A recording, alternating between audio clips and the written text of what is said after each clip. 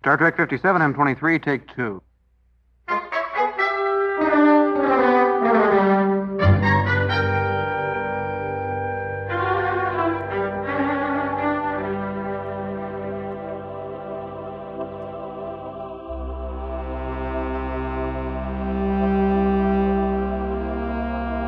It's the It's Got Star Trek podcast.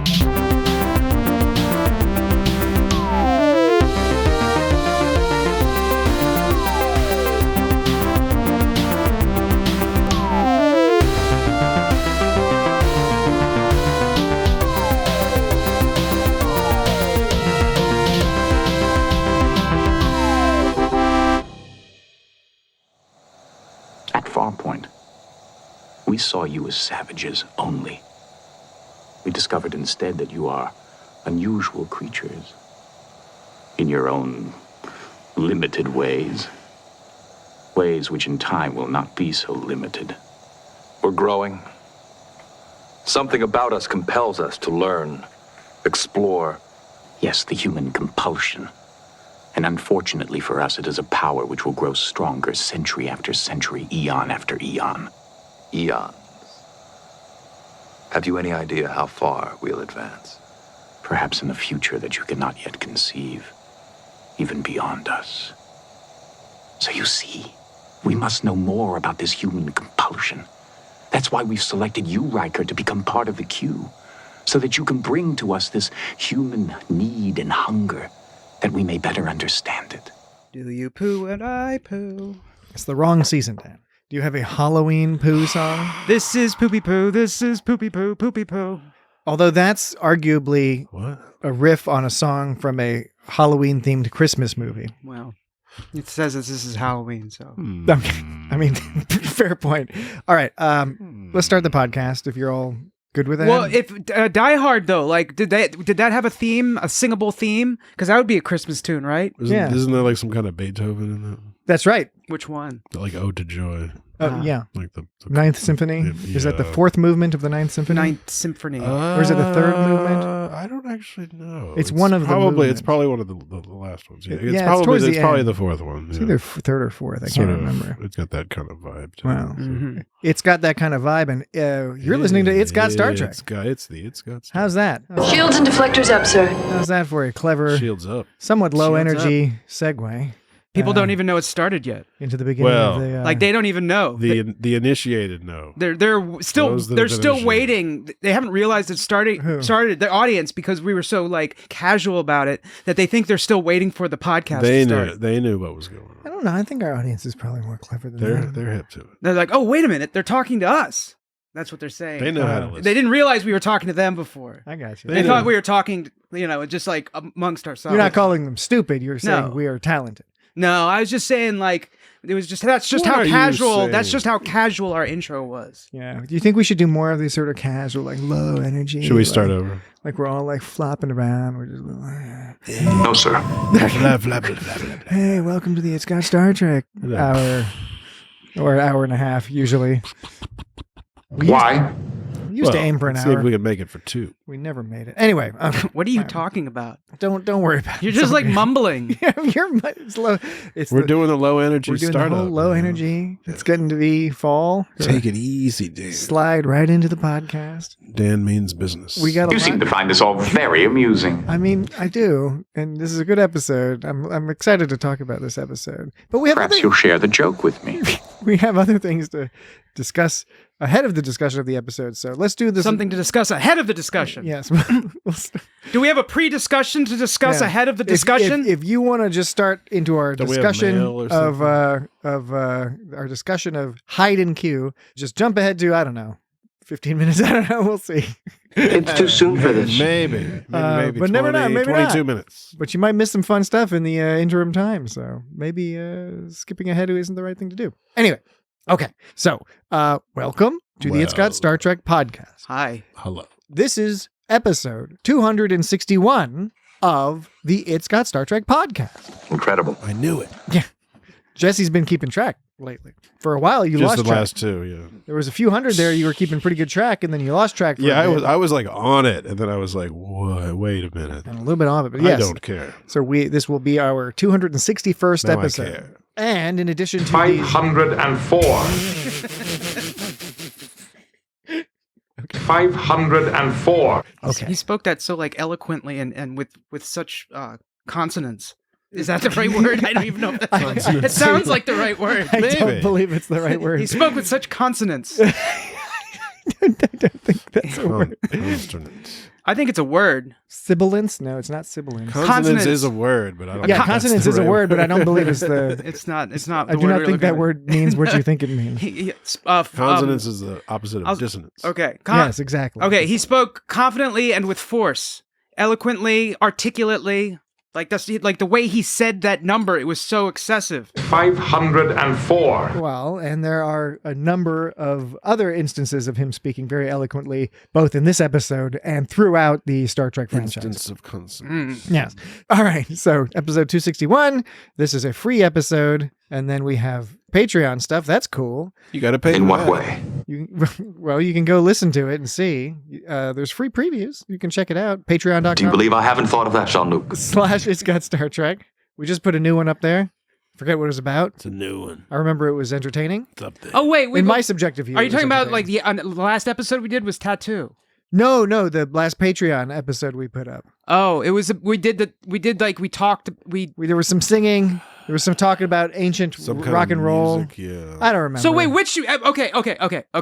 This episode we're doing today is Hide and Q. Hide and Q. Now that was This based is a regular old now, podcast. I've lost track now. Which podcast did the algorithm get fed in order to create the suggestion of us listening to Hide and Q? You're trying to remember. So whether it was Tattoo. Wasn't it last week? I think it was. Wasn't it? It was last week's episode. Which podcast did it have to ingest? Yeah, I can't remember. Did it ingest?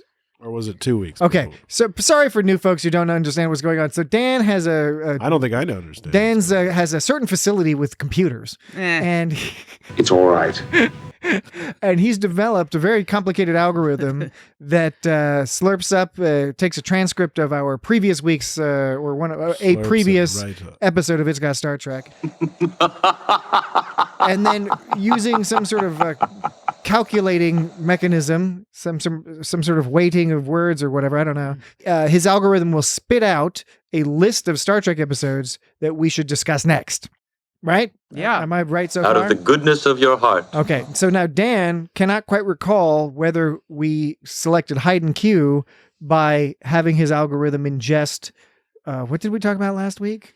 What are little girls made of? Yeah. From TOS. Right. Okay. With the And rock. so Or did we That's- do the? I think you did What Are oddly Little shaped Girls Made Of? moon we didn't rock. we didn't ingest What Are Little Girls Made Of for this episode. Oh no, but for Tattoo, you think we did Tattoo? We did tattoo for this episode. I Okay, think. all right. So this episode, see, now it's going to get confusing because we're going to jump to like one I behind. don't think. I don't get, think it's confusing. I don't think get confusing. I don't think get is the Well, operative okay, word here. look. It's already, yeah. Okay. Is. Okay, how it was is our podcast for a week was based upon the podcast we created the previous week. Sure. But now what we're doing is the podcast for this week is dependent upon the podcast we created 2 weeks ago, a fortnight. Yeah.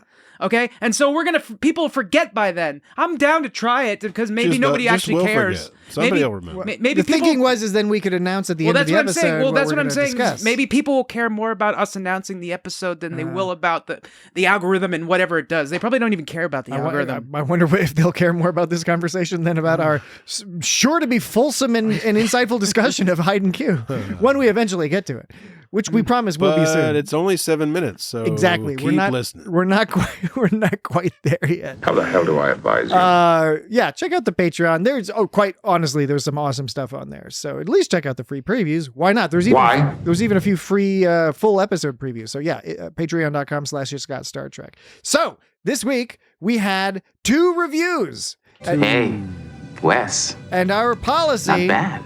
Our policy. Yeah, okay. Geordi was Yeah, what the hell was Geordi that? was really fucking into mid-20s, supposedly hunky Wait, Wesley. just play it again. Jordy's Hey. not helping. Wes. Not bad. I do not know how else you interpret that line reading. I know. We'll get to that. Okay, That was awesome. That we'll get to that. was amazing. But we did have 2 haikus. from me to use. And our policy is that if you write a review... No, wait. God damn it. We had 2 reviews. Why can't I get this right? I don't know what you you got wrong. Well, because we had 2 reviews, not 2 haikus. We have 2 haikus. Q, Where did I muddle go your wrong? mind. as a response to the Macro head to the with a micro brain. There's a lot of prejudice in this episode, by the way. The animal creature things. Anyway, Come on, not again. we will get to all of that. What I mean to say is we had 2 reviews. People Yes. posted reviews. And our policy is that for every review, Dan will write a haiku for the person who wrote the review. It's sort of a reward. Again, we must reiterate, it is not intended to be a threat. It's meant to be a reward. So this week, Of course, Jean-Luc. 2 haikus, well, 2 reviews resulting in 2 I don't understand. 2 haikus. Okay. I don't understand. So we got one review from Jesse from Open Pike Night. Very, very nice review. Are we doing his first? I was going to do his second. Okay, well, Because you- it's your, I don't know. We will do his first. Just do it. Do what you were going to do. No, I just fucked up. I just fucked up. It's all right. I just fucked up. It's cool. all right. So, well, anyway, Equally as meaningless. Jesse from the Open Pike Night podcast said, It's Got Star Trek is legitimately one of the best podcasts I've ever heard. Top 10 all time, and not even just among Trek pods, among all pods. All pods. If you don't like this podcast, I don't want to know you. Oh, snap. That's a pretty fucking rad review. It's it's pretty You should intense. get like 2 haikus for them. Yeah, but I don't know. Why don't you write the second one, Jesse? Oh, man. Jesse likes creating work for the rest of us. Right.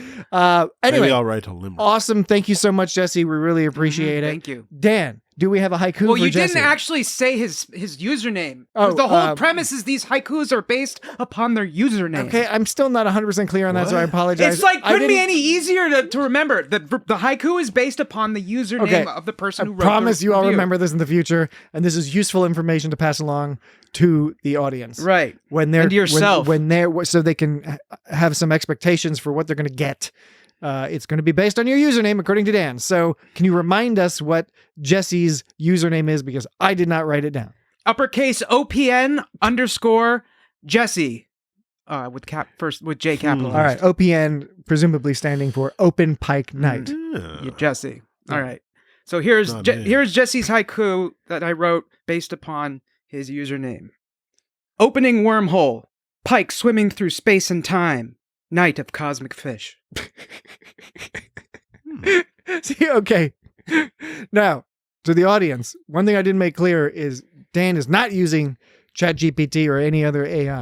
Are you trying to? It sounds like you're trying to make you're trying to make excuses for me. I just wanted to make that clear. no, he's trying to. It's like, okay, For you gotta real, though. you gotta For understand real, though, something. he is not using ChatGPT. So if for whatever reason You're that qualifying the sort of quality. sounded like it, You're qualifying the quality of my haikus by reminding people that It's I was not not a- created by all of the words in the world. not a judgment on the quality. From the library of the If words in the anything, world, I just want to intelligence. stress to people that this AI. is your own raw creative juices, and Yeah. you deserve all the credit. It still sounds like you're fucking. Can we hear it's it like again? it's like a Can we hear it again, like please? a put down. It sounds like a put down. No, well, let's hear it. Can we hear the haiku again? Okay, please? based on the name OPN Jesse.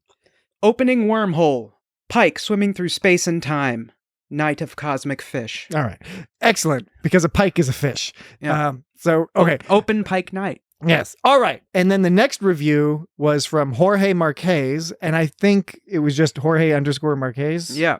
And he says his review it was a I don't think I 5-star know that, review. Yeah, it's a 5-star review. And it simply just says holograms. Holograms? There we go. Hologram. All right. Dan will have a non-GPT, non-chat GPT Just in case review. you were Our questioning the haiku. quality. Jesus. It was not made. Our AI is still in good shape. All right. Good. It didn't make something like this. Which means it's smart and I'm dumb. I don't actually think I'm dumb. I think I'm pretty cool. I do too. The sky, it emits Jorge Marquez holograms. Bring your hollow coat. That's pretty intense, the hollow coat. Yeah. All right. I was inspired by the hollow tissues from the tattoo Remember hollow That's right. tissues? When the Voyager doctor got sick. And I remember when I read TV Guy Grayson, his one. Mhm. I remember, Patrick, your criticism. Well, I don't know if it was a criticism necessarily, but what you said sounded like a criticism. It's like you were like, 'cause his name's TV Guy Grayson. You were like, wow, you really went with that TV theme, didn't ya? And like, first of all, yes, You did the voice really well too. I know. I guess I'll just read his real quick, just so people know what we're talking about. Okay, I guess so. This is by TV Guy Grayson. Once was black and white. They added brilliance of light. Sun shines on the gray. All right. See, and so, as you said, I focused on the TV one a lot. But what maybe you didn't notice, because it was very super clever, is I also focused on the Grayson, because the last line was, sun shines on the gray. Yeah, and black and white and gray. Yeah, but I focused on the entire. I focused on 2 of the 3 parts of that name. TV Guy Grayson. You said I just focused on TV, but I focused on TV and Grayson. All right.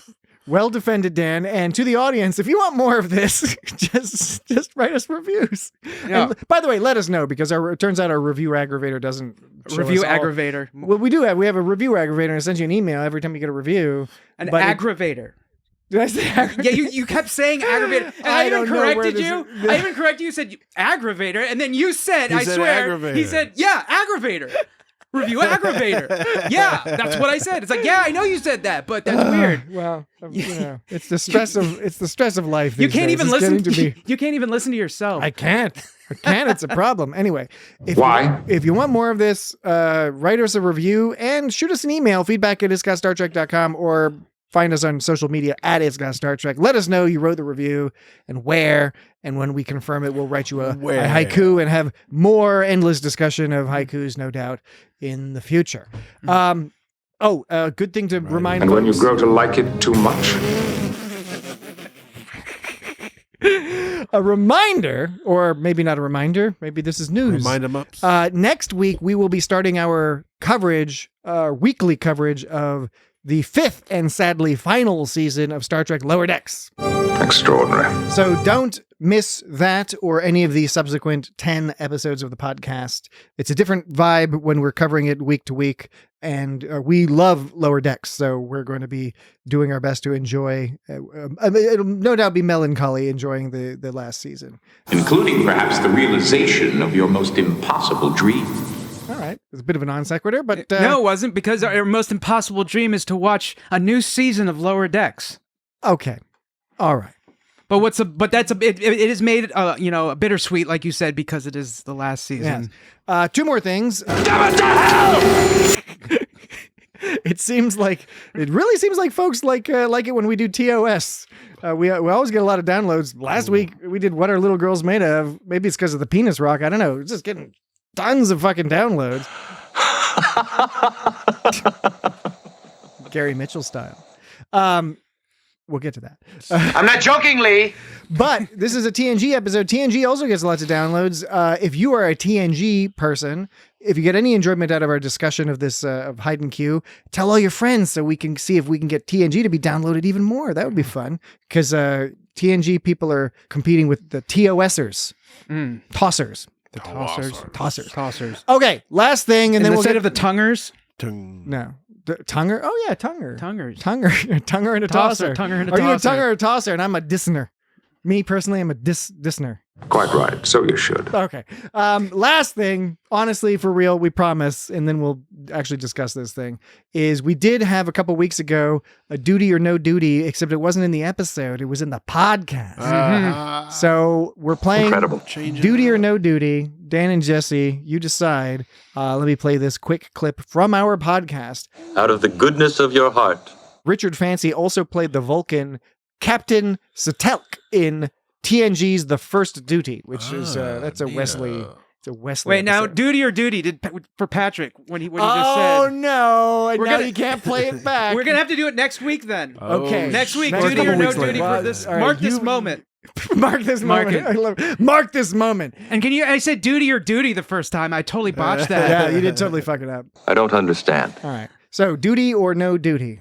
Well, you go first, Jesse. It's duty or no duty. Right? Yeah, Duty or No The Duty. same game we've played. I say no duty. All right.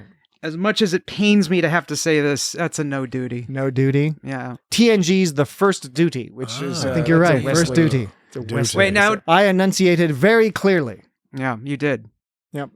Good for you. Oh, I thought you were about to do something. No. Oh, you made some He's sort about of... to do his duty. You look like you made some sort of motion. All right. Well, I know what It's too soon for this. you were probably about to start talking about. How Paramount Plus doesn't use lowercase letters for their connecting words in their titles. It's called hide and Q in Paramount You're Plus. not supposed to capitalize the end. I know, and they do. No, what a bunch of panels. Wait, they capitalize the and? Yeah. You oughtn't be doing that No, in this particular. you ought not I to. think they did it too with What Are Little Girls Made Of? They capitalized all No, of those. Of What are little girls? No, of I think makes sense because the it's end. No, it's what like are the end are clause. no yeah, R. right, should- R. I think- R doesn't not. R does R's not. lowercase. I think in this case R. I don't know officially. I know it depends which style guide you're going by. You know, Chicago, Style guide. Oh, that's. APA. I think you're just saying that. I don't think you actually know which one. I don't know which one. That's what I'm saying. I couldn't tell you because it's different depending. It's depending. A lot of titles these days are just sentence case. Blows my fucking mind. But that's the whole deal now. People are all about sentence case are they titles. in camel academia. case? I don't know what that means. It's when the first letter is lowercase. And wait, no, the first part. It's hard to explain. If you have a compound word in the first word, it begins with a lowercase letter. Begins with a lowercase letter. Every other letter is lowercase except the start of each subsequent word. All right. I didn't get any of that, but we'll discuss it at our first So if- break, if which our- we're getting perilously close to So without if I talking said, about this episode. Are you sleeping? If I made that one word, the R would be lowercase, then you sleeping. The Y and the Why are we S. doing that? Y and the S would be. Why would we do that?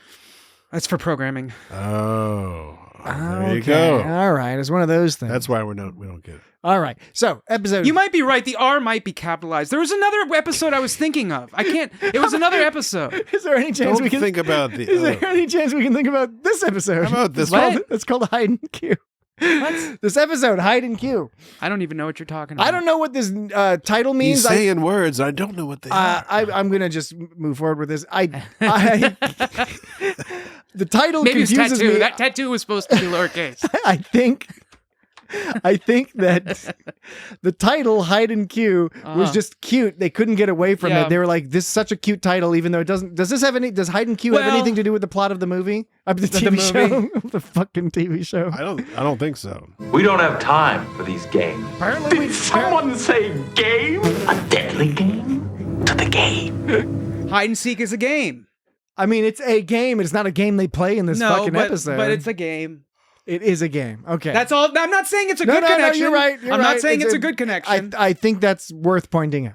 Yeah, Okay. it's just that's just Ever since I don't remember when I first saw this episode. I think I've explained before. I started watching TNG in syndication in season 3, like sometime at either the beginning or near the beginning. So this is season 1. I didn't catch this until reruns. This is probably one of the earliest memories I have of watching TNG. This is I'm sure I watched. Oh, I just whistled. Sorry about that, guys. I'm sure Are I you watched. a beaver?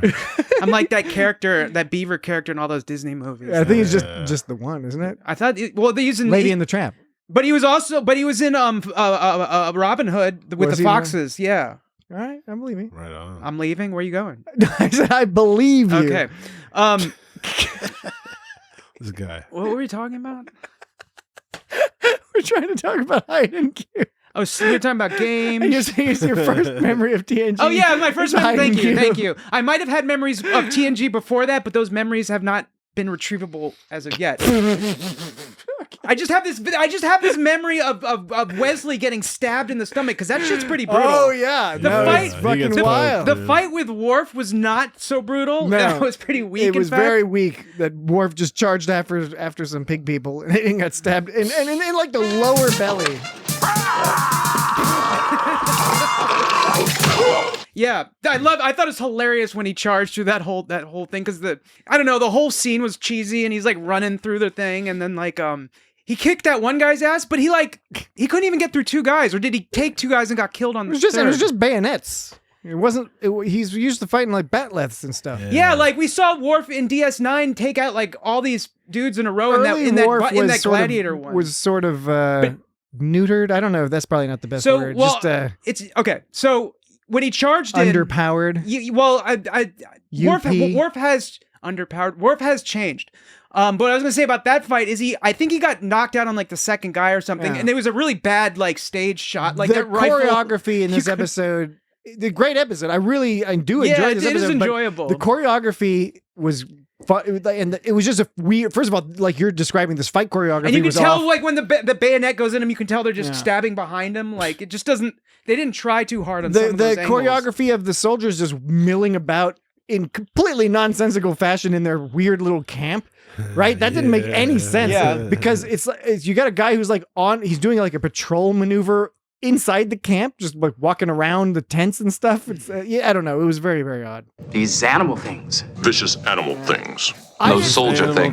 Animal things. I was thrown off and did not like this because the animal things. Yeah, because first of all, it's a weird assumption to make. Why not just assume there's some aliens? I know, right? Exactly. It's just like some aliens. How do they look any different? Universal translator's not working. Yeah. How do they look any different from most aliens? Like very peculiar. And actually, but I mean, this is the first season, but still, like, it's not a far-fetched to say that they could see an alien. And it's not like just that. It was that it became this weird, almost sort of a running gag. Yeah. Like no one's laughing, but they just keep referring. No soldier thing. These animal things. Vicious animal things. Animal things. Yep. They're Animal things. objectifying and sort of reducing in stature what appear to be clearly sentient Pig creatures. people. They're pig people. They're like pig monster people. Definitely pig I mean, it's monsters, okay. You can call them a pig monster, but they're not an animal thing. Come on. And did you? Animal thing. and, Vicious animal thing. Oh, and did you hear that? Vicious. The part where Data was trying to bullshit Picard, LaForge was asking Data to explain the people because like he was just like animal things, and that's when Picard was like, Animal things. Then Data goes, "You may find it aesthetically displeasing, sir. I could just file a computer report on that." Okay, number one and he is was all like Data. yeah, right. Data. Right. So like was Data like just basically saying like I don't know how to explain it either, but I'm too embarrassed to admit it? Like what was going on part there? of it was part of the running joke that even Data, a logical android with no emotions and who should in no way ever be embarrassed about anything, is finding it awkward. These creatures are intended to be so fucking vile, so horrific that so like Vicious. they're like Cthulhu or something that even an android can't bring himself to describe them Vicious for pigs of fear Cthulhu. of going mad.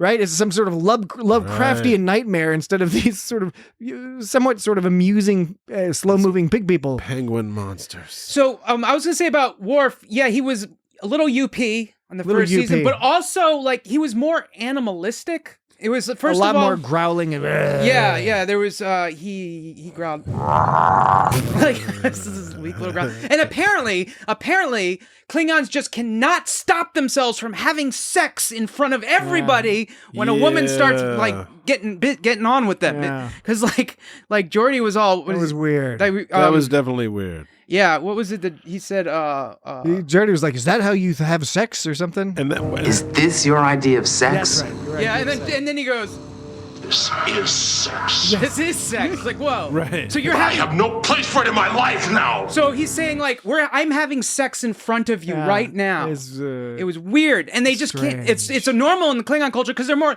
like these kind of wild animals, and I'm glad they kind of moved away from that. You and me both, brother. Yeah, really. Because that was. But it was weird. Weird that it was on the same level as Geordi getting his regular vision back, and Wesley becoming a buff man. Okay. First of all, Wesley becoming 10 years older, like there's so many better wishes than that. Because in order to be 10 years older, you just wait 10 years. Yeah. Like there's so many other things to have. But it's like Riker doesn't know everybody well enough yet to be making these kind of calls. Like it's only been 10 episodes. Yeah. But he does some magic on Wesley, does some magic on Geordi, and he just gets like Worf.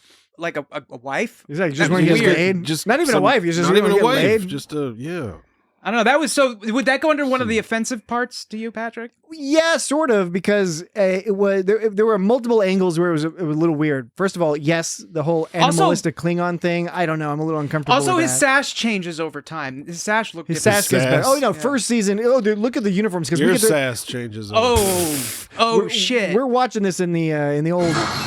No! HD on these big giant TVs, and it's hilarious when you look at the uniforms. Sometimes the TNG uniforms aren't even as well tailored as the TOS uniforms. It's just, like you see like stains and shit like that. Well, it's real quick. It's interesting looking at the bridge. Like it's so 80s look like, with the carpet. I mean, they've even made fun of that carpet. I think they did in Picard or something. Yes. But that carpet, I love the carpet. Yes. I would have it no other way. But looking back on that now is not too dissimilar from looking back at TOS's bridge. They're both the same. Or that leather, that particular type of leather of the captain's chair. That you get a super close up when Q is sitting. It's like on a psychologist's office or something. Yeah, and it's like they don't use that like that color of leather went out of style in 1987. Right. So it's equally like corny, but like in a totally different way. It's fascinating. Yeah. Well, what's not so corny is sticking to our regular format, which includes 2 commercial breaks. And we're going to take one right now. We'll take another one later, about 30 minutes a piece. Or in between, I should say. It's been close to 30 minutes, so... Are you vamping? No, I'm not vamping. You're waiting for this timer to hit 30. Well, it doesn't need to hit exactly 30. That's what I'm saying, but you're the one vamping. Because I'm going to have to cut out like half that shit you just said. Oh, fuck you. You motherfucker. All right. We will be right back. Game penalty!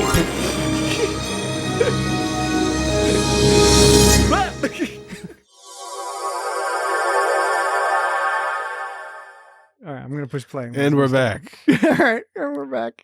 Penalty over. All right, well done. He came out of nowhere. I like that, Dan. Mm-hmm. Well done. I'm clever. All right. I'm a clever guy. We do have a very brief second break. Fun 'em up. What? Yeah. Yeah. Did someone say games? Sort of. I don't think so. This might not quite qualify as a I game. don't think anybody said I was You just seem gonna, to find this all very amusing. I was just going to ask you all if you can remember. This is a Q episode, right? If you can remember, what other episodes of Star Trek have we covered? Q episodes of Star Trek. Well, Encounter at Farpoint was the first appearance of Q. That's right. Hold on. Let me check it out. I got all the I check was going mark. to say is Everybody this slow is, down. All I'm saying is this is the second appearance. Good. You remembered it. I'm checking that up. That's 2. Wait, we can't do this episode. This episode doesn't count. Yeah. You can't name the episode that you're doing. It's not points. What? Are you trying to get points? No, well, I'm just saying. You've got 2 points. You said name the podcast we've done with Q that's been based on Q. We haven't done this episode yet. We're doing it. Yes, but we haven't done it. We've done Q Who. I'll give you half a point. I didn't want any points. Jesse's right. Q Who. Okay, hold on. Let's back up. We did. Is this only TNG? Well, no. All of them. Far. Hold on a second. We did Encounter at Farpoint in episode 2 of the podcast. Yeah. Oh shit. I don't know if it's any good, that episode. But anyway, we did What's episode number 2. 1? That was The Cage and Where No Man Has Gone Before, because we did the pilots in order. Yes. TOS through I'm not jokingly. Picard. Hide and Q we're doing now in episode 261. Doesn't count. Q Who, Justy said Q Who. We did that in episode. We did the Deep Space Nine. We did that in Q. Listen. Q Who was episode 219 of IGST. We did not do Q Less, which is Don't worry. which is Deep Space Nine. Oh, did we do a? We've talked a about Voyager Q? Is there a Voyager Q? There's a few Voyager Qs. Did we do one of them? We did. Do you know the name? No. Dan, do you remember the name of the Voyager? We did 2 It was Voyager the one Q where episodes. it's one where the Q dies. The Q wants to die. Yes, and do you know what that episode's called? Oh, fuck me. It's called Death Wish. Okay. Oh, that's right. Yes. And then we did the follow-up. There was a follow-up to Death Wish. The joke is you.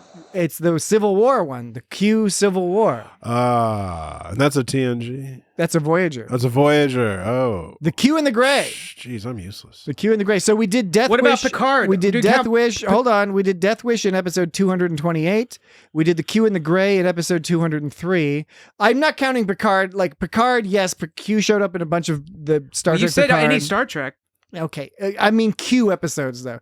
Let's forget about Picard. And then he also shows up on in Veritas and Lower Decks. I'm just talking about the core, like the episode's really just like a single episode about Q. Episode. You're missing 1 that we've done and 5 that we haven't done. These are the complaints of a closed mind. All right. Deja Q. We also did Deja Q Let us do no such damn thing. in episode 62 of It's Got Star Trek. Which one is that? I think that's where he becomes human temporarily. Okay. Did we do? We haven't done the one with the Robin Hood. No, that's Cupid in TNG. That one sucks. Yeah. Can you think of a couple others? There's a couple other. There's a bunch of TNG ones you should get. I am not a married man. Yeah, that's like the only worthwhile part of that episode. I So don't know. Geordi's like strumming away. He's obviously playing some bullshit. It's like, I haven't seen it in a while, but I always remember. I have a fondness for Cupid. You've gone too far. It sucks in a charming sort of. All right, there's 4 more TNG episodes, or no, 3 more TNG episodes and 1 Voyager episode. We've done all these Q episodes? No, these are the ones we haven't done now. Oh. We've covered all the ones we've done. We haven't done Cupid. We haven't done Q less. There's a couple other big ones. Big time Q TNG episodes that you will remember the title to. Isn't like the finale? That's right. And what's that called? I forget. All Good Things? All Good Things, yes. That's right. We didn't do All Good Things. No, we didn't. I'm explaining. We've already covered. We've done... Listen, man. We did Encounter at Farpoint, Hide and Q, Q Who, Deja Q, Death Wish, and the Q in the Gray. We have not done Cupid, Tapestry. Oh, shit. Guys, you didn't guess that one yet. We haven't done Cupid, All Good Things, Q less, Tapestry, because I shouted it out. One more. Well, you won't remember. True Q. That's when Miriam Dabo's daughter, Olivia Dabo, shows up. And she was in the Wonder Years, wasn't she? That is, yes. and Conan the Destroyer. Well, her mother was in the James Bond movie. Was it The Living Daylights? Right, something like that. Yeah, that was True Q. The last one was Q2. That was on Voyager. We haven't done that one yet. That's where Q has a son. And I think the son is creepy to 7 of 9. Hey, Wes. Hey. Everybody's creepy to 7 of 9. Yeah, for real. That's when he makes her clothes go off. In real life. It is. Are games a good way to judge people, you think? What do you think? What? This was presented this was asserted in this episode in different ways. I want to know. Q asserted it and Picard sort of agreed. It's a good way to observe how people are, how people interact. And then I don't know about judging people, but it's a good way to learn things about people. Well, what was it? He was like something about. Oh yeah, he says.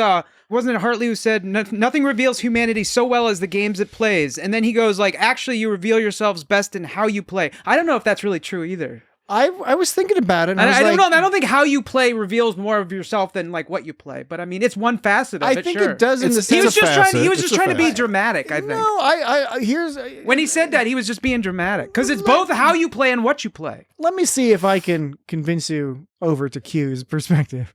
Because He's nothing but a flim-flam, man. Flim-flam. Yeah, that's true. But I agree with his perspective in this case because, for example, Flim-flam. all three of us, that was one of my favorite parts of the episode. By the way. Can you play that again? Flim-flam. He's nothing but a flim-flam, man.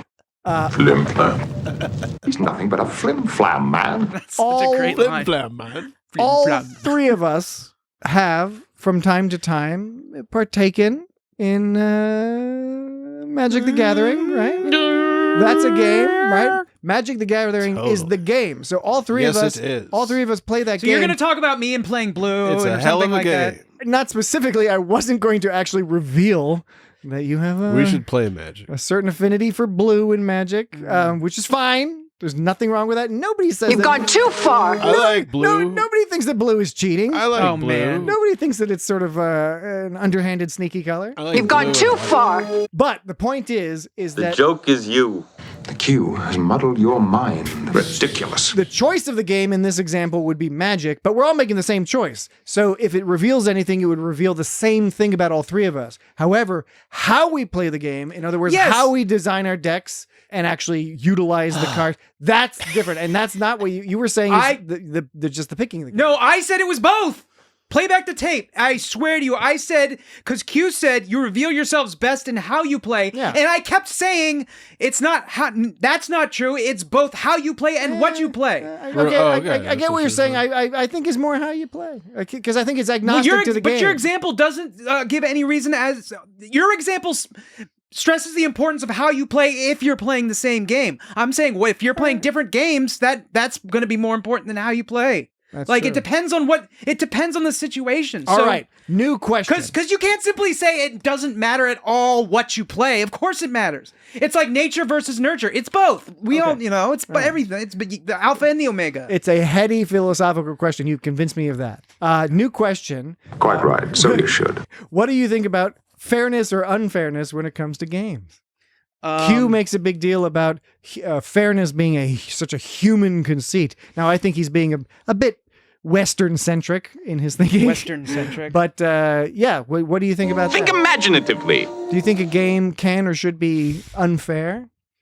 Well, I mean, it's more fun when it's fair. Well, except if it's unfair in your favor. But even then, that could suck too. the concept of a game is that it's sort of a level bunch of fairness, and there's rules, and you're playing it. Some people, though, don't care if they're cheating or not. To them, all that matters is that they win. Which fascinates me. And even though they're cheating, they consider it like cheating is part of the game. Like, it's like, if you can trick people, that you're winning at Do we know somebody like that? We know a few people like that. Because it's like larger than the game itself is just like life, getting away with whatever you want in life or something. I don't know. It's just this whole philosophy of like, if you can get away with it, it's implicit to implicit to every game is what you can get away with. I thought for a second that you said implicitude, and I was like, whoa, that's a fucking Consonants. awesome new word. Like I was consonantly implicitude. It was the implicitude. The implicitude of my consonants. Well, I bring that up. I fear the implicitude of my consonants. I fear it now too. I bring up that whole question about the fairness and also about the how you judge people thing, sort of as two examples of many in this episode that on the surface seems like a fairly sort of by the numbers 80s sci-fi, like we're going through this like little plot, but I think it's so well constructed that all along the way are in some ways almost similar to last week. When we were talking about what are little girls made of, it brought up a lot of philosophical questions, but didn't necessarily examine them. This one also brought up a lot of questions, but it was almost hiding some of them. Stuff Picard was saying and Q and Riker, like there was just all this back and forth and everything opened up a new, like you could have a total debate about each of those things. Can you name a scene in particular? Well, like, for example, what we were just talking about with the argument about the fairness of games, and then in the same basic scene about the which games you pick or how you judge people, how they play. Worf says, if your game is fair, we will win. But like Q said, fairness is such a human concept. Yeah. Now, I know Worf was raised by humans, but he's not human. Yeah, good point. But he was raised by humans. But another aspect is this episode is yet another Star Trek episode which deals with, at least in some way, deals with apotheosis or a mortal becoming, transitioning to becoming a god. And that's not an uncommon thing. I'm not joking, Lee. Yes, exactly. Gary Mitchell. There's a lot of like that one. There's a lot of references to Gary Mitchell in this episode. So Where No Man Has Gone Before, Gary Mitchell basically becomes a god. What Are Little Girls Made Of? It's making androids, but there's still similar thematic stuff going on there. Strange Energies in Lower Decks. Another one. But in this episode, something I didn't notice before was that Riker does the sleepy Gary Mitchell eyes at one point, right when he beams everybody back or cues everybody back to the Enterprise. Wait, he said some shit, right? He says, not if I have anything to do with it. He said it just like that. He said, not if I have anything to do with it. And that's not all. That was it. Yeah. And then he flicked his hand all crazy. And that's not all. And then went bing. But so this episode deals with that and the apotheosis, but he does all these Gary Mitchell things, like he laughs on a rock. Right. Gary Mitchell, at one point is like laughing on a rock.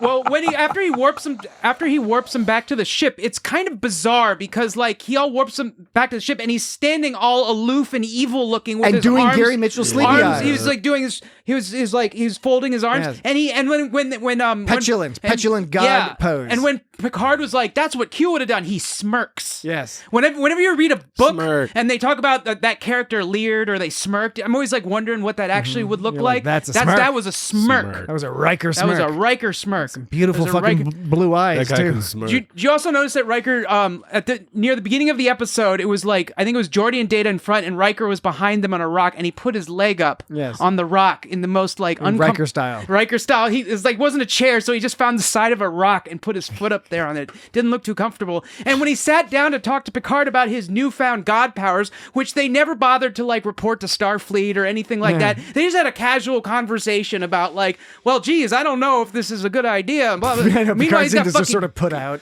Well, it's almost like Riker had to have an intervention. It was like talking about like he was like addictive behavior because he was like, you can't use it, you can't even, because if you use a little, use a lot, and then they had that intervention at the end. Yeah. But when Riker sat down, when they were having that conversation with him and Picard, he sat down and was it? It's not man spreading? Is it ball showing, or what's it called when men sit down and spread their legs really wide on the subway? I thought that is man. That is man spreading. Is it man spreading? Yes. It's mansplaining or something? No. Mansplaining. Mansplaining. I know what that is. It's different than mansplaining. I know. I didn't different. say splain. I said splay. I know. Splay. Yes, it's not mansplaining. He's splaying his legs. Yes, I understand the term and it works with immutable consonants. It's not the common. But one. Anyway, so like I was just saying, like Riker, you know, he did his Riker foot and he did his Riker leg spread. You know, he's well, so anyway, I'm saying that's another philosophical thing. Is this whole there are multiple questions they have about what happens if you become a god. One question is it possible to refuse to use those powers? Is that even a possible thing? Okay, so does absolute power corrupt absolutely? So this whole scene, the whole scene where power corrupts. That's what you were saying. Yeah, you're saying. And absolute power corrupts absolutely. The whole scene where he doesn't save that little girl's life, it was a little confusing. Not confusing, but I felt inconsistent because you know, the Prime Directive can sometimes be. When he went, what I was going to say is when he went to the door, first he tried to open it and couldn't open it. Let's say, Riker, this was a normal episode. Yeah. I would think if Data was around, you wouldn't even try to open it unless you're trying to prove some kind of manhood. Just like have Data do it. Right. But the problem here is that he had god powers. And it's like, I know Riker said he wouldn't use his god powers, but that's like if you're conjuring like weird fireballs and things. They wrote that probably on the day. So Gene Roddenberry was probably like, we need to demonstrate that he's not using his god powers. How do we do that? Yeah. Let's have him have trouble opening a door. Yeah, it doesn't make sense because when you lift weights and get stronger, it's not like you can like notice.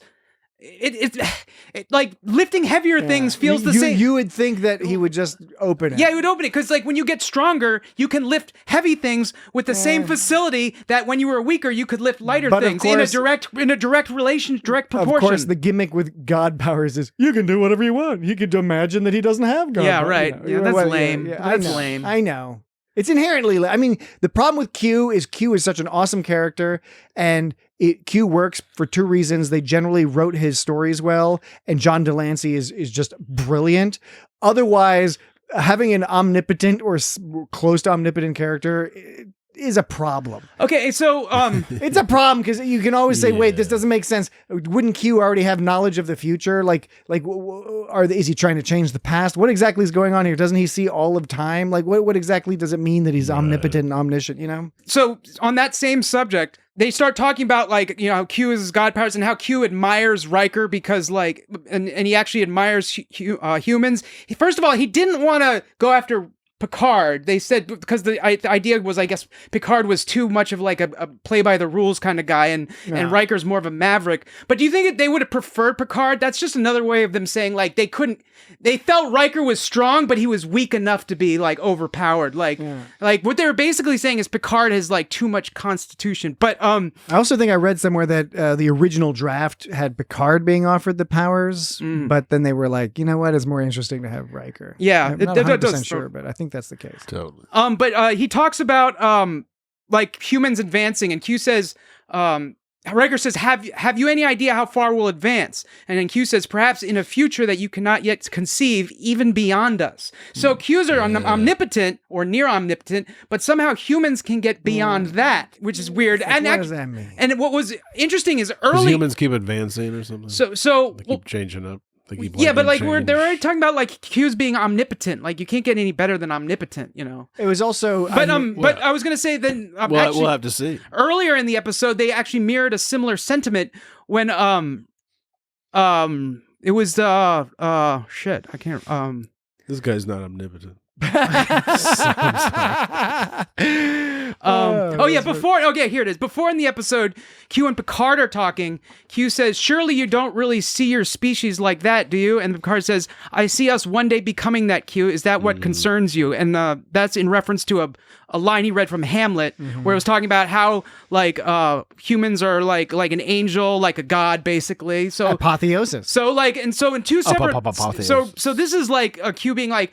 Earlier in the episode, Q's like, "You don't think humans can get better than Q, can you?" And Picard's like, "Well, maybe." But then later in the episode, Q's the one who's telling Riker that humans can get better than Q. So, like, he's saying one thing in one place and something else in an entirely different place. But yeah, I was wondering if he said all that and he really meant it, or if he was just trying to, like, get in Riker's pants, you know? Do you think he was just blowing smoke up his ass? Do you think Q really thinks that humans can advance beyond him? You kind of got the impression that it was somewhat sincere. Hard to say, but John Delancey It seems sincere. There's a flavor to him when he's being impish Q versus sincere Q. And I think he was in sincere Q mode. That being said, this is only the second episode that Q ever appeared in. I do think it is the last episode that we see the Q force field stuff. Oh, right. So, yeah, right. so remember, well, not everyone has heard this, but when we did the 5 minutes on Encounter at Farpoint, remember? Ah, yes, for the upcoming new podcast project that's coming out. So, Secret podcast project. It won't be secret for much longer. no, because I'm going to tell you all about it right now. Yes. No, I do. Are we under contract not to talk about it? I don't know. Do we have the rights to talk about Encounter at Farpoint? to broadcast or recount events from like in NFL? But at one point I'm talking about a Q shield, and in my memory, it was the Q shield was literally like thousands of Qs intertwined on arms and legs in like a big mesh. That's what I had in my brain. And then when you said that, it went into my brain, and now that's how I remember it too. And then when I saw this episode, I was like, yeah, there's the shield. And that's exactly the shield I remembered. I was like, oh, I didn't realize it was this one. I thought it was in Farpoint. But then I was like, oh, it's in both. And then I was like, oh, it's not a bunch of fucking Qs. It's some weird Q lasers or something. I don't know. Q lasers. Well, now we've piqued people's interest because of the secret multi-podcast universe group project that's going on. Yeah. It's going to come out. Quite right. So you should. In the not too distant future. Keep your ears. A warrior's reaction. Indeed. Did you hear Worf's all talking about himself? He's like... A warrior's reaction. Yeah, I know, right? He's like, I'm a warrior, man, you know? Yeah, I'm a warrior, man. The third ridge. Moving well, too. Yeah. Why was Data so flabbergasted by that? I laughed so hard. And then like Warball third jumps up out of nowhere. He's all like, drop your weapons. Yeah. And it doesn't look like he's like A warrior's reaction. He's not like when he's like when Worf is scouting out the Napoleonic whatever the monster people. The French. Yes, the Napoleonic people. It doesn't. He's all just like standing up behind a rock, looking at him. It doesn't look like he's hidden that well. And then he runs away. It's like, oh, I'm gonna run. I don't know. Again, it goes back to that choreography for this episode not being the best, but I thought they did pretty good considering their exotic planet, their rock planet, was just some sort of rock scattered about, and had a neat looking sky. And it was all weird that they were there and then left back to the ship and then went back and then Geordi was all like, not this fucking shit again. Oh, right. Come on, not again. He seemed really pissed off. Speaking of the sky, that was also very first season looking because it kind of looked like a TOS shot. Very much so. Except, so it was like some kind of seafoam green sky. With some floaty moons. And that's the thing that it had that the TOS wouldn't have. So there was I think there was a little more gradient to the sky or at least a little bit more feeling of 3 dimensions. But there was also the 2 moons, which they wouldn't have had. The matte painting. 2 moons. Yeah, the TOS would have just had some like studio ceiling covered in a certain color. Yeah. Or it would be all a very 2D matte painting. 2D. A very nice one. 2D. A very well done one. No 2D.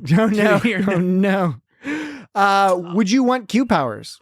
Yeah, why not? I think I would. I'd want Q powers, but I wouldn't want to know everything because that would just get boring. I want Q powers, but I don't want to be omnipotent.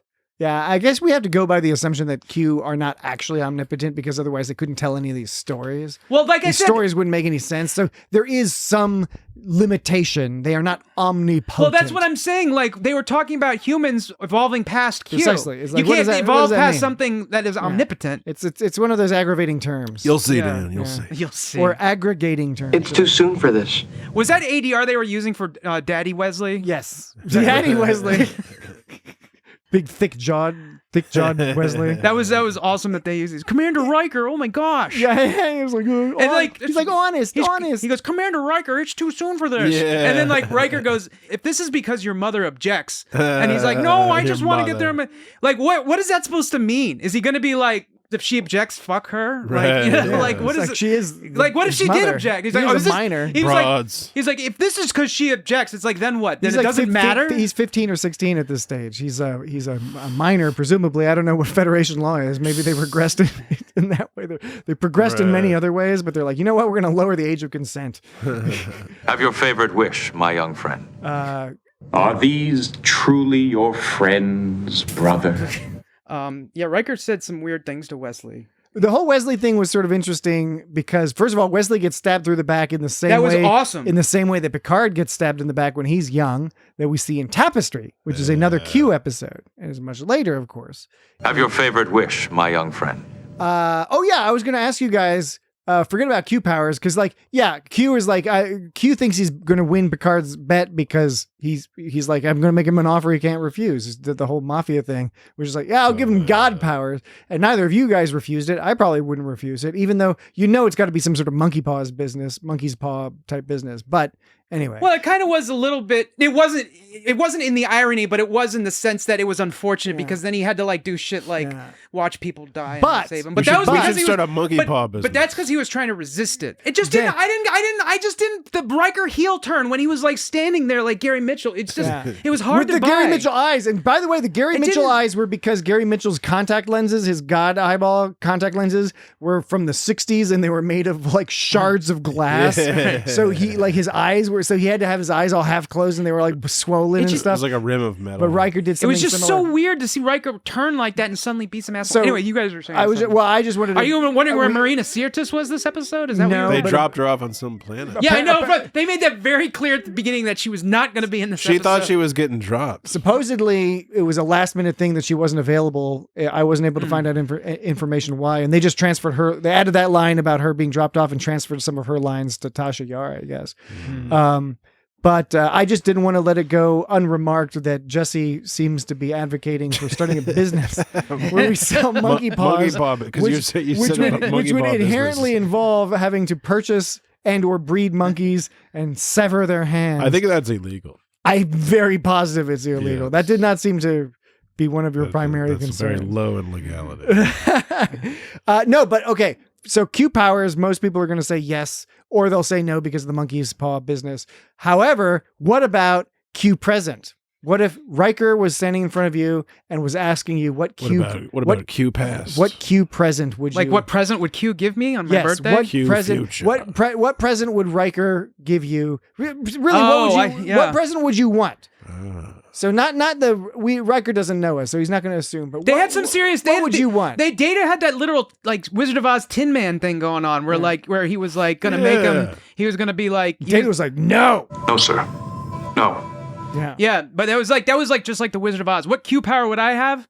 I don't know. It would have, but I'd have to think of something that was like that was poetic and clever. I mean, do you want like a PS5 or something? I mean, that doesn't count. That's not like Geordi gets eyes. Data gets to be a human. You're like human. Human. Worf gets to have sex because that's really important. How about like breathe underwater? That's not. But there's nothing poetic about that. So why does it have to be poetic? You could experience some stuff and write some poems about it. It has to be something that is personally like a point of adversary. Well, what if you've always wanted to? You've always wanted to breathe underwater. And no, a point of adversity that has been like bringing you down and dogging you throughout life. What would like, Geordi doesn't have eyes. He gets eyes. Just to clarify, Geordi does have eyes. Yes, he doesn't see. He simply he lacks sight, but he lacks sight through his biological eyes, but he can see through his visor. He can see just fine. In fact, he can see even arguably better. Yeah. Completely unfair. All kinds of shit. Riker made a bunch of sort of somewhat offensive assumptions. First of all, that Geordi would want to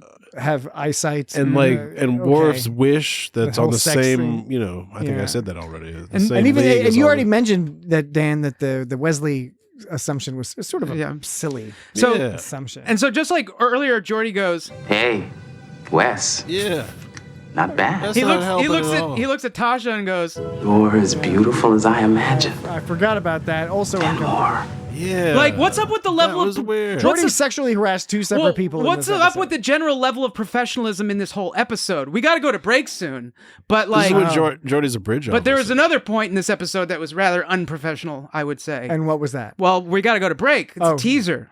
Okay. Oh, you All right. It's not a teasing cold us. open. It's a teaser. I get what I Teasy get. Glaubitz. I get Teasy what Dan is Glaubitz. doing. Am I starting too soon? Should No, we no. wait another couple? He's Should we? dangling a No, teasy Glaubitz. you're right. It is break time, so we're gonna take the break, and then Dan. This is great. I don't know what this is gonna be. I'm excited. Jesse, are you excited? Yeah, man. I'm excited. Egg salad. This better be Psyched. good.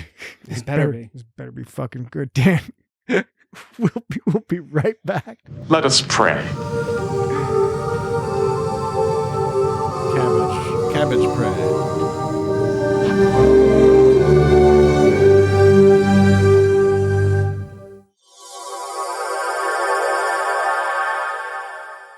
Arlie Ermy. Arlie Ermy. All right, ready? Good to go? You made it sound silly. Good to go? Click. We're good to go. That means Shields and deflectors up, sir. we're fucking back. Back online, sir. They were never off. Do you remember this character? Back online, sir. They were never off. Remember that guy? Yeah, he's a good character. Totally. Back online, sir. They were never off. There's a classic like a no person, like probably Right. uncredited, son like sir. Where was that guy even in the? Was he just a disembodied voice, or did you actually see that guy? I don't know. No, he's just a voice, I think, on the You just intercom. right? see him somewhere. Yeah, because Picard is calling down to engineering. Calling down. Isn't that what you do? You The creeps. Yeah. Well, it's way down. It's several decks down. Yeah, I mean, you can't just shout. Yeah. It's not a Can't screaming shout down a tube. It's not a screaming shout. That music you played going into the break. The bleeps. Oh, it hurts my ear. The sweeps. The creeps. That one always blew my mind. That last one. Yeah, that's great. All right, the music you played, Yes, the monk music, the monkey music. that was cool. Yeah, I was really into that. I really like that. I That's like like the music in this episode, Yeah, even it's though good. it's very harsh and synthy. Season one is they didn't get the full orchestra till season 3, but they still had really great musicians working on it. It was synth heavy, but it was otherworldly and interesting and aggressive. Yeah, I named that one on my sound file. It's called Holy Outro. Ouch, because that's what it was. Holy outro, Batman. Yeah, no, that was one of my more favoritist. I'd say You're it's just gonna my keep favorite. saying More it. favoritister Just keep saying it over and Star over Trek again. riffs. I like that one. That one's like way up there, and then there, of course, there's Way up there. Yeah. from TAS. No, that's a great one. That's a there. good one. Uh, That's a good one. So you were talking earlier, Patrick, about like how they explore all these sort of philosophical things, but Yeah. there's like little side stories they seem to be approaching. Like, you know, there was the whole gag about the lemonade, right? Like Riker was like talking about some old fashioned, just like they like in Alaska, right? Right. yeah, right, old-fashioned lemonade. old-fashioned lemon. Always- Just That's what when you think about Some husky Alaska boys. lemonade. Yeah, on a dog sled, you think of just slurping down some cool lemonade. I was just thinking about an old-fashioned lemonade. he gave everyone the drink of their choice, and Data got a drink. Why did Data get a drink? And he all like It was looked probably at olive oil or something. It's olive oil? I think it was Or just you olive mean oil. motor oil? But there was another side story that also was unprofessional, to which I was teasing prior to the break. Are you a There's fucking the lawyer? dangler. Are you a lawyer now? Why are you talking like that? What's going on? I don't know, man. I don't know. What's happening? When What's happening Tasha now? Yar goes to the penalty box, Yes. right?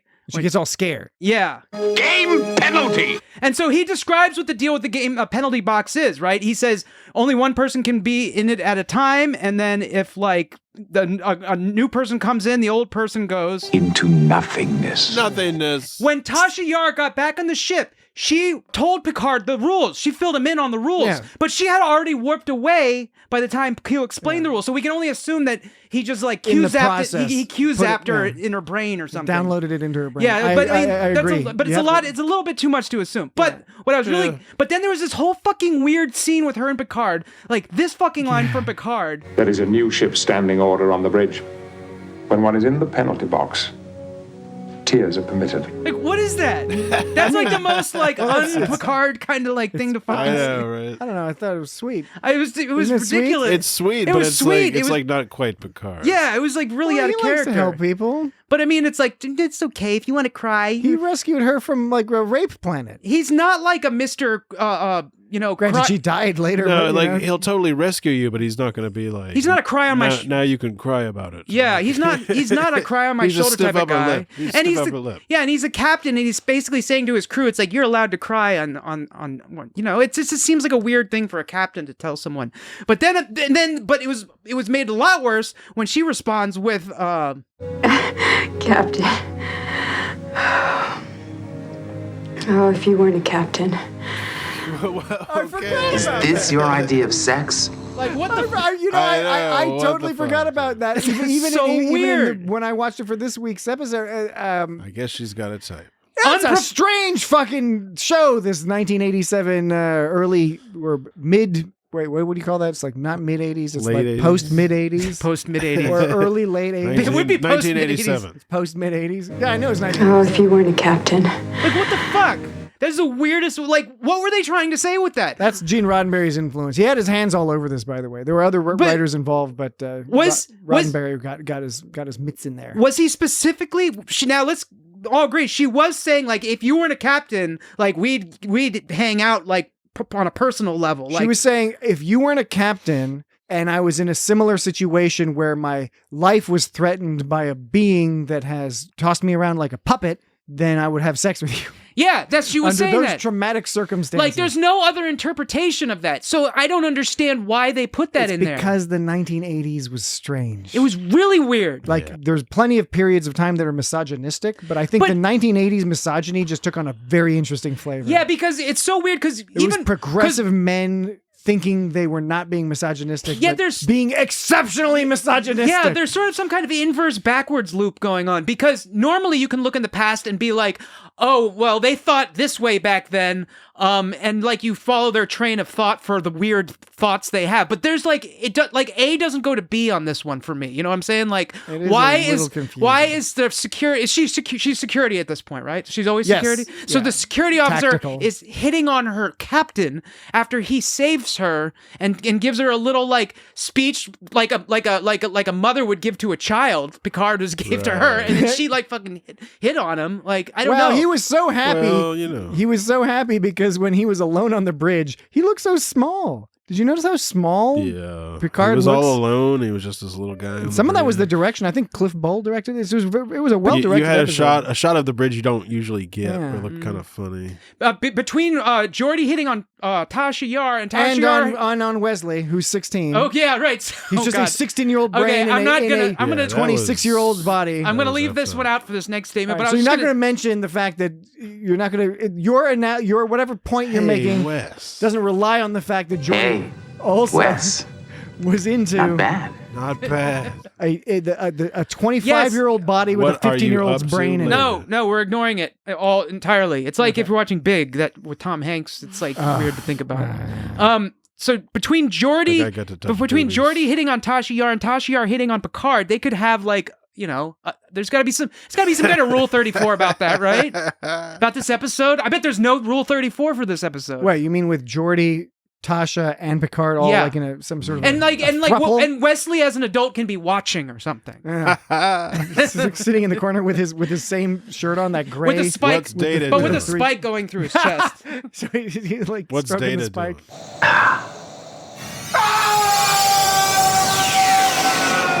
Data wouldn't want to describe it because it would be too horrific. Yeah, he would be like, I want to describe maybe the Klingon girls involved. Mm-hmm. A warrior's reaction. What do you think about the theory that I remember going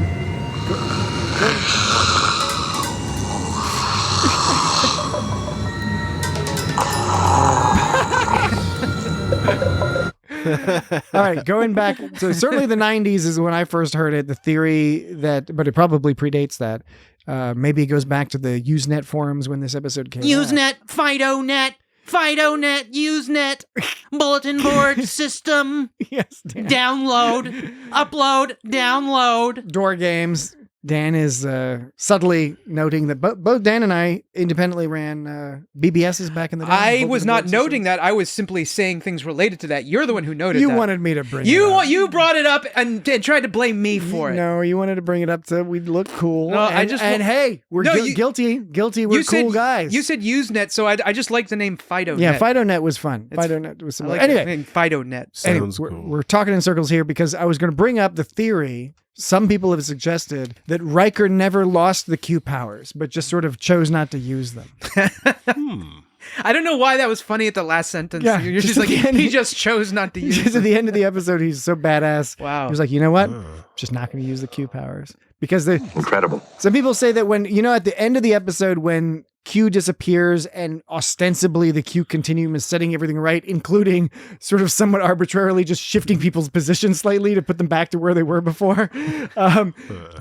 People say that Riker has a funny look on his face, and one way to interpret that look is that, he's realizing his powers are gone. But the other way to interpret that look is that he's realizing, hey, wait a second, everything else is back to normal, but I can still feel that special Q tingle. He's got a tingle. I got the Q tingle. The Q tingle. Tingle at the bottom of Granted, the balls. one would presume he would use that Q tingle power to resurrect his dead son in the future. But That's right.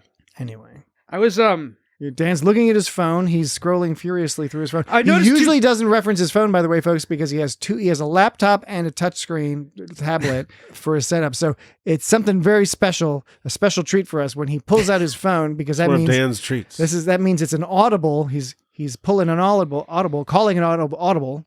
Why can't I say And when you audible? grow to like it too much, All right, what's the deal here? Well, I Dan? had you some say time. it all. I just had some time, Mark. You were talking about things in the episode. All right, that is what we do here on the Were you talking about the episode? on the It's Got Star Trek podcast. I know sometimes we're accused of not getting to the episode discussion in time. We certainly will be accused of that this episode. But yes, talking about the episode is one of the things that has come to be an expectation of our audience. The only reason Get the fuck out of here. Look, I wasn't going to say this now, but you pointed your attention to it. So this is just doesn't. Right. I don't think this has anything to do with what we're talking about. I was noticing it at Mark 21 minutes and 27 seconds.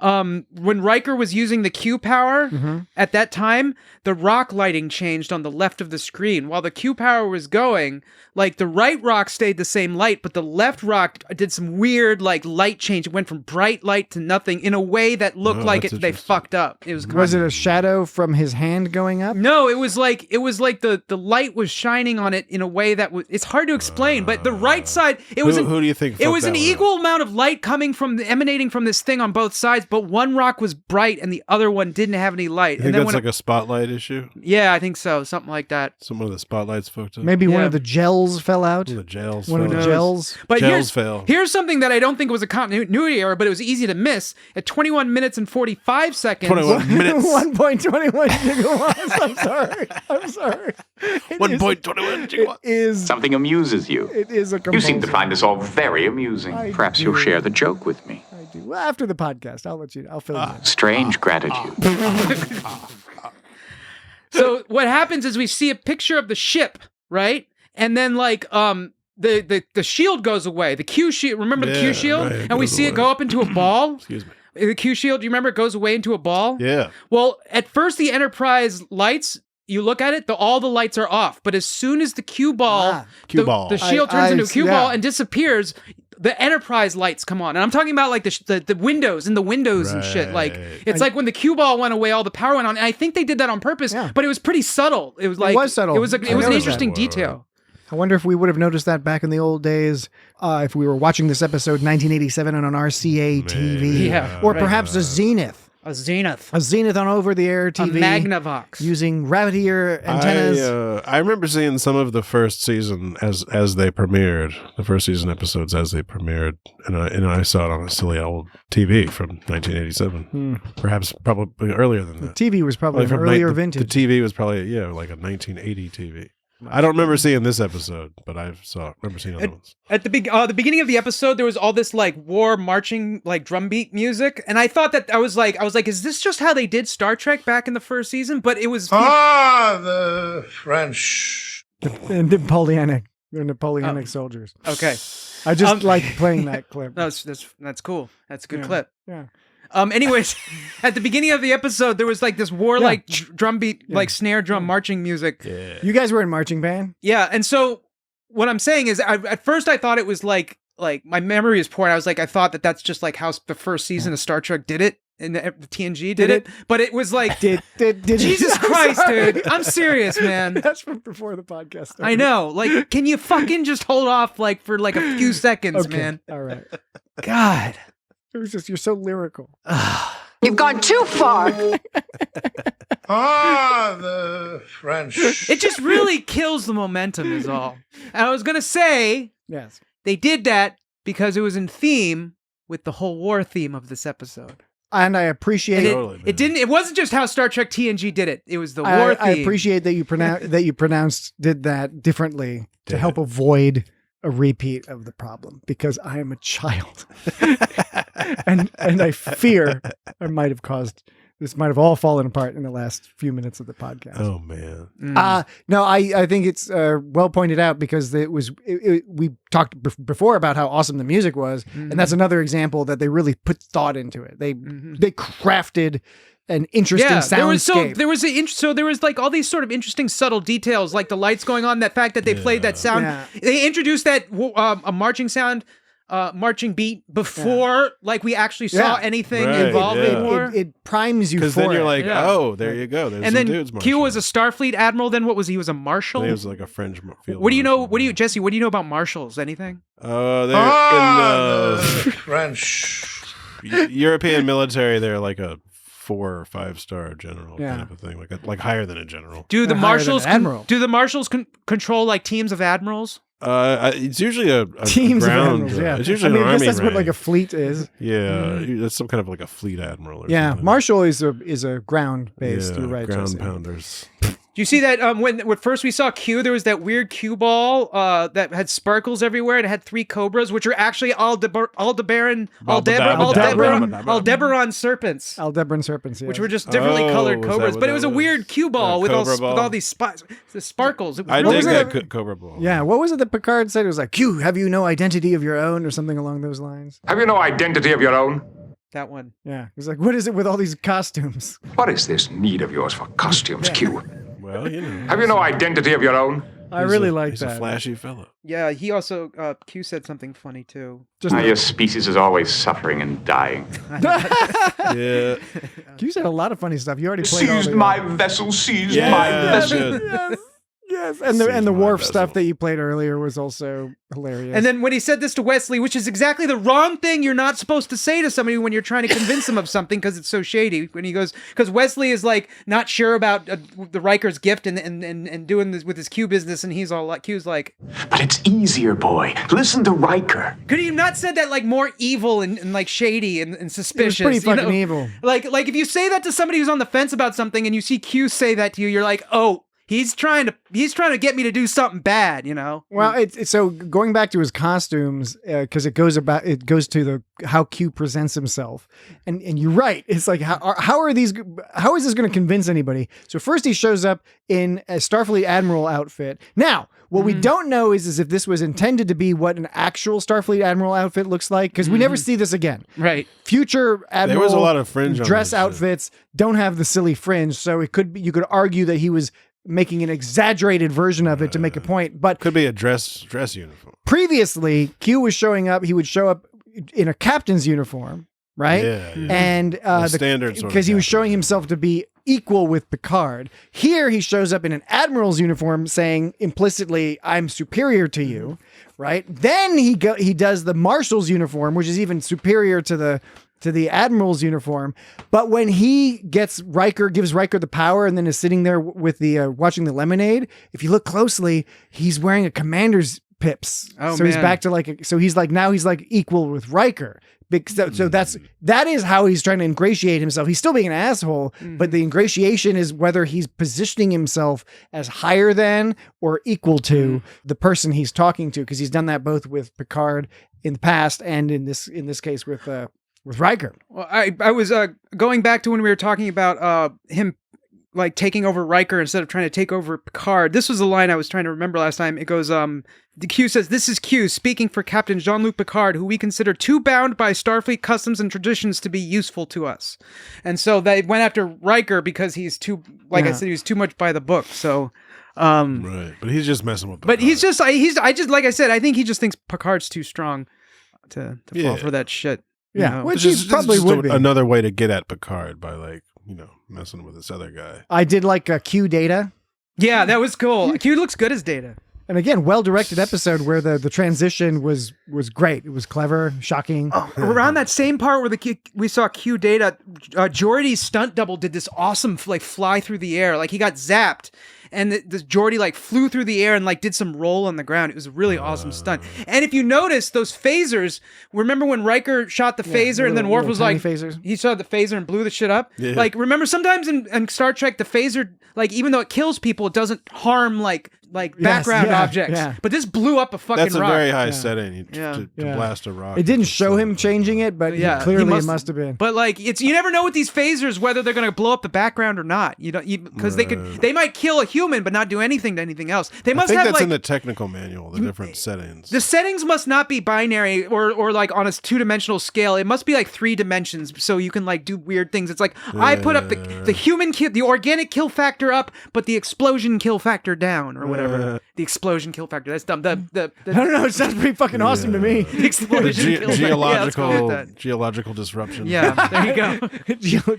Geological disruption to maximum. Were you saying something earlier, Jesse, about the bridge? There was an awesome shot of the bridge at one point where it like there was all, like sort of like a front of the bridge right, shot. Yeah, I know. You don't see a lot that are like that, and you saw like just Picard all alone, like in the middle of it. Yeah. Tasha Yar was generally awkward in this episode. Like the line when she goes, "You've gone too far." It was bizarre. That was like a weird line because it was preceded by Q goes, "Oh, for shame, War. Fairness is such a human concept. Think imaginatively. The game shall in fact be completely unfair." And then she like over responds with, "You've gone too far." It's like, I don't know. It just like it didn't really. Yeah. It was like as if she caught him stealing those cards and when you play the Candyland Risk or whatever. Yeah, right. When you're trying to put down like you grab a card and you accidentally push some of your armies into like one of your other countries. I just accidentally to about it. Right. I moved the board around. There was another line with Tasha Yar that didn't make sense to me. It goes, Picard says, this is after she's talking to Picard in the penalty box. He goes, "Where's everyone else?" He goes, "Where's everyone else?" She's like, "Down on some planet." He goes, "Some planet? What are you doing here?" And Tasha goes, "Well, it sounds strange, but I'm in a penalty box." A penalty box? And then she goes, "Q's penalty box. It sounds strange, but it definitely isn't. I know that one more penalty by anyone I'm gone." It sounds strange, but it isn't? Yeah, it was awkward. She should have said, it sounds silly, but it isn't. Or it sounds harmless, but it isn't. It's worse than it sounds. Because yes, it's damaging. You could die. Then that's still pretty strange to me. You know? So that was a weird, very odd situation. I don't know how that line made it past editing. There was a bunch of rewrites on this episode. And they were filming it by the seat of their pants. You know what they should have done is they should have fixed it in post. That's what they should have done. Yes. That's what you do when you're a professional. Post these nuts. Another thing to point out is, and we touched on it briefly, but the whole setup here is that the Q, according to Q, are interested in this human, what they assert is a human capacity or compulsion for exploration. And watching that now with sort of more modern eyeballs, it reminds me that is, again, a very sort of Western-centric view of things, because absolutely humans populated the whole Earth, but you get in some cases the love of exploration. Okay, maybe, but there's also the seeking of resources, the seeking of exploitation, the needing to move because there was a reason why. There was exploration. There was an ecological disaster. They wanted to get some stuff. Yeah, so I know what they're trying to say, and I in my heart I'm like, yeah, it's wonderful, but it's helpful to remind ourselves every now and then that the conceit of Star Trek is that it is the right of sentient beings to go around and poke around and explore stuff. I kind of feel that instinctually, but I also I know some of that's just because I was raised watching Star Trek and was told that's what we're supposed to think. So I just thought it was kind of interesting that they're setting up that a godlike race is interested in humans because they like to poke around and colonize places. Like I mean, is that why they're attracted to us? Because we're kind of shitty? I don't know. Guys are like us. I mean, I know Klingons and Romulans and Cardassians, they're all doing that shit too. Pretty much. So, and again, it's like, I don't know. Okay. I get what they're saying, but let's remind ourselves that it's not necessarily a totally benign thing, this concept of exploration. Yeah. Get you into all sorts of trouble. We'd like it to be though. There's good exploration. There was the TOS episode where they went to that planet and they like just fucked that planet up. Okay, you can just stop right there, and you're like, "Yep." There was a bunch of TNG episodes like that too, and a few Voyager episodes. You remember the planet had like a lion face that like it controlled like the dragon face, the apple. You're talking about the apple, right? That's a good episode. Yeah, and then they get to the planet, and like we don't know why they're on the planet, but they like invade some like locals, and I think Spock even mentioned like the Prime Directive, except he called it something General else. Order Number 1 or something like that. But they broke it in that episode, even though he mentioned it. I don't know. It was weird because it's like I would understand if they had no or no concept of the Prime Directive yet, but they obviously did. Yet they still very obviously broke that by interfering with this culture. Kirk was the rule planet. breaker, man. Well, but it's the Prime Directive, man. Sometimes. He's speaking of that shit all the time. Speaking of progressive, do you think it was progressive? And can you think of a time before this on TV where Geordi said he wants to have sex with the adult version of Wesley? I wouldn't call that progressive. No. No, please. No, sir. You've gone too far. Come on, not again. No, I was talking about when Worf was having sex in front of the whole crew, and he like hit that other Klingon in the face. Yeah. Like, can you think of a very progressive? Can you think of a time before beat a woman on? Can you think of a time before? And please let me finish my question before you start answering it. Can you think of a time before now in movies or TV before this epised? Oh my God! I'm just clarifying. That's a sincere, sincere. Okay, no clarification. As you said before now. Sorry, I reacted because I heard. Yes, I understand. You heard my fucking voice. I heard you. A warrior's reaction. Absolutely. Can you think of a time in TV or movies before this episode where a man hits a woman in the face in a way that is meant to be? That's not. I don't even know how to word. Yeah, that's not a husband abusing his wife. It's not obviously bad. Not obviously shitty. Like it's meant in a. I don't want to say empowering isn't the right word, but it's done in a way where it's like it's a kink. This is a Klingon kink. Right, and it's presented that there's probably you could write 10 papers about whether or not this is a so before positive portrayal or not. Yeah, well, okay, so let me reword then. Before this episode, can you think of a time where a male character has done that to a female character, and it does not make the male character look like a piece of shit? No, I mean not off the top of my head. I don't discount that it might be in there. There haven't been too many female Klingons on TV. Conan movie. Well, not just Klingons, just any sort of woman character getting hit by a man. Of course, Sean Connery was frequently hitting women in James Bond movies, but it was not. I mean, they were framing it as a cool, correct thing to do, but it was misogynistic and awful. It was pretty bad. Yeah. And this may be as well. I don't know. You're right. The James Bond thing is weird. How that works. I can't think of any. It's been so long since I've seen him, so I don't actually remember the scenes. But some of them are pretty intense, pretty wild. All right. We're just about out of time. Weird, wild stuff. Weird, wild stuff. Bits and bobs. My Johnny Carson impression. Weird, wild stuff. Yeah, Johnny. It's a great impression of somebody that everyone who's listening is familiar with. Weird. Everyone. Weird, wild. Do you notice only Data was able to decline the gift? Everyone else took their gift. Yeah. Yeah, they did. And in episodes, how everything always supposed to go back to normal at the end of episodes. You know, well, they did that quite literally in this episode when Q when Q zapped them all back into place. I don't think that was Q. I think that was the Q. You got the impression that Q was taken away by the Q, and then the Q put Oh, put the everything Q back. put. Okay, Yeah. you're right. Anyway, so everything did go back to normal, but it quite literally got zapped back to normal. And they even like won their mission, but they didn't even remember doing it because they when they zapped back, everything was all good. Not only was everything all good, but they won their mission to save the people. They won the mission. Yes, to save the people. That is the parlance used in the military when a mission is successful. Everyone's like, we won. Yeah, and so like we won the mission. So they didn't have time to show them save the people, but they still won it anyway because of the Q. My bad. Thine own self was a line that Data spoke. Yeah, quoting that was an Shakespeare. episode. And that was an episode we discussed. We did that shit. Yeah, we did that in episode 21 of It's Got Star Trek. I don't remember whether that was a good podcast episode or not. I remember that it was. But I really enjoyed, that's one of my favorite episodes. I mean, I know it's not considered like a top classic, but I don't know. There's always something about Thine Own Self that I really enjoyed. I like the application of the scientific method and all that other stuff that goes on. I think we got down with that one. Yeah, so people, please go listen to episode 21, Thine Own Self. Let us 21. And let us know if it's any good. We should redo some of those old episodes. So maybe we'll do that. Well, how about this? You listen to it, write us back, tell us whether it was shit or not shit. It's a new feature called Shit or Not Shit. Feedback at isgotstartrek.com and let us know. And if it's shit, well, maybe we'll rediscuss it. So I'm on the subreddit Star Trek, and this post was. Why'd you pronounce it like you've never said the word Star Trek before? What did I say?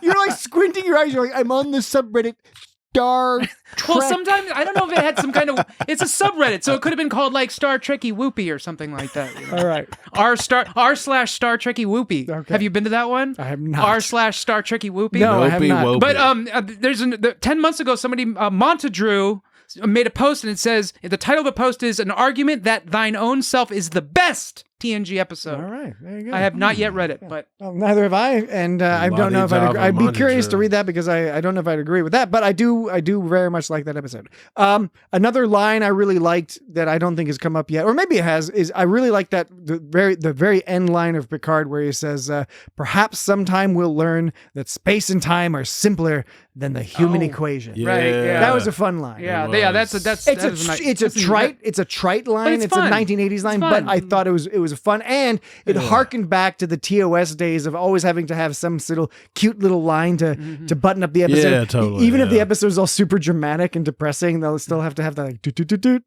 like the little fun little line at the end. Right. Seized my vessel, seized my vessel. But it's easier, boy. Listen to Riker. Listen to Riker. Damn it, I can't even make a log entry. That's what Picard said when he got constipated. Damn it, I can't even make a log entry. That's good. Oh, by the way. That's good. Was not good. By the way, folks. Have you noticed how you and I are now on a first name basis? We mentioned our Patreon. One episode we did on our Patreon was on Star Trek jokes. It's a great episode. It's free. We had it on our public feed. If you scroll back, you can find it. But also go to patreon.com/isgotstartrek because that is one of 2 completely free episodes where you get the whole thing for free. Have your favorite wish, my young Check it friend. out. If you like that, you're going to like the rest of the stuff on there. So definitely worth checking out. Again, last call for comments. Quite right. So you should. Otherwise, we're good. Okay. Feedback at discussstartrek.com, www.discussstartrek.com, Ridiculous. the website.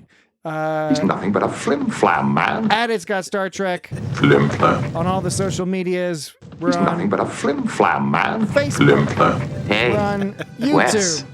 We're on Not bad. Apple Podcasts. We're on Oh, if you weren't a captain. all sorts of things. Is this your idea of sex? We'll talk about that after the podcast, Dan. The Third Ridge.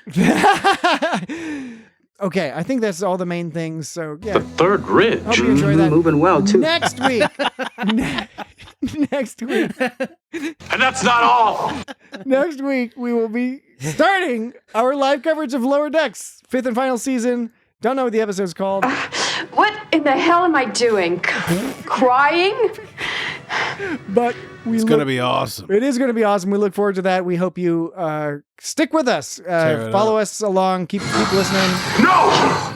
And then after Lower Decks is done, we'll get back to the old random jumping around using Dan's No, sir. algorithm. Okay. That's it. Talk to you later. Later. Goodbye. Yes, I am gone. You're gonna miss me. Geordi, can you see Worf? I'd see the freckles on his nose if he had them, sir. He's at the third ridge. The third ridge? Mm-hmm, moving well, too. Uh-oh.